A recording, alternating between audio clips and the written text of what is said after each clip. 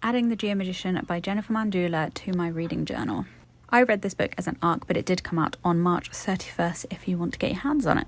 This book is marketed as a cozy fantasy with magic and dinosaurs, and I think that is wrong.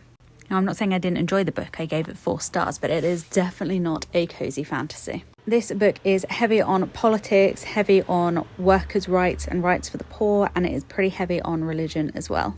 Our main character is a woman in the Victorian era. She wants to join the Geomagical Society, but she's a woman, so obviously she's not allowed. She manages to find a pterodactyl egg, though, and when holding it, the egg comes alive. Or, I should say, hatches. She contacts the Geomagical Society to let her know. Her old friend Buckland turns up, and also her ex-fiancé turns up as well. She likes Buckland, doesn't like Henry, the fiancé, obviously. So it sounds like there's also going to be a bit of romance in the book, but I will say it is just a bit of romance. It is definitely not a romantasy. Once the 2 men arrive, they take our main character Mary off to London along with her friend Lucy so she can present the pterodactyl, who's now called Ajax, to the Geomagical Society in hopes that she may be able to join them at some point. Now, none of the characters in this book are particularly likeable. They're all extremely selfish.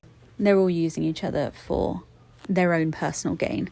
Even Lucy, who is rich and is fighting for the rights of the poor, but she gets very narky with Mary for not kind of fighting with her, but Mary's got her own things going on. She wants to do her own things. Mary is also included in this very selfish character thing, though. She's pretty awful a lot of the time. But I'm happy to say there is character growth, and by the end they've all kind of sorted themselves out.